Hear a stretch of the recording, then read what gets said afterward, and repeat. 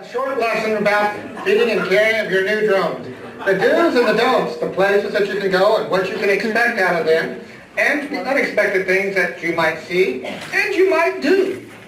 Drones are great playmates. Oh, the things that you can do with them. They just wait for you to come home and play with them because they can only go out when you play with them or take them out. You're their legal guardians. They never grow up, just like the kids. Drones come in all sizes, as little as your thumbnails, as large as planes.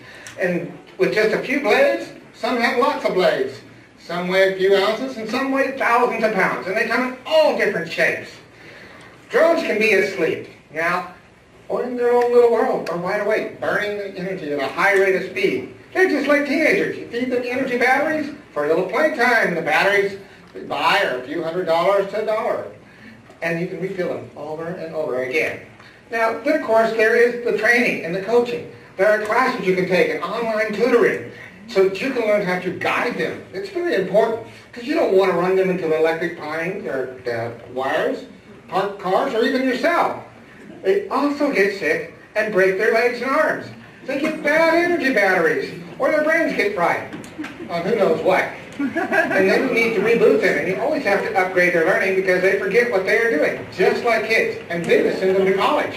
Which reminds me, as I was training a young drone, he had not completed his training. I was checking out how well he had learned to fly.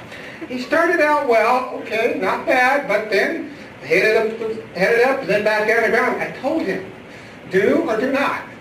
There is no try.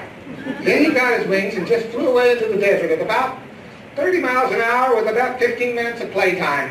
He was about 400 feet up and climbing about that tall, and that's the last of I saw. I think there was a drone raid going on out there in the Lucerne Mountains. That brings up where you and your drones should not play. Do not let them chase the airplanes, or fly around hospitals, watch forest fires, or burning bridges, or places that stop the big boys from doing their job. They're really, really frown upon that. And for heaven's sakes, use some common sense. Do not fly them in your neighbor's yard. In best case scenario, they might think that you're watching them and yell at you. At the worst case, shoot you down with a shotgun. And then you're going to go to a drone funeral. And all with their little buddies. Also, there are rules as a drainer that you need to know. You need to register with the FAA. You need to stay away from the airports, the hospitals, and homes unless you have permissions. You can't fly above 500 feet, and these are just a few of the things that you need to know. Where can you and your drones go to play and be safe? There's a place in a faraway land called Hesperia RC Park, where young and old can play with their RC planes, gliders, and drones. Most are seasoned citizens like me or older, and they are a really tough crowd. You also need to protect your drones from the bad people, known as drone thieves. They will hijack them if they can. There are also good people who adopt drones, both new and used. By the way, I think the Eagles are in on it, so stay out of their airspace.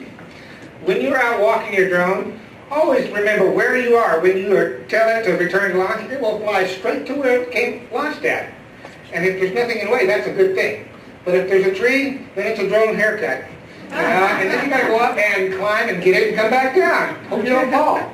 Now, drones can be in the sports. You can see them through zipping around through flags and gates, and you can see their trainers sitting on the sidelines with their faces covered in goggles, guiding their every move.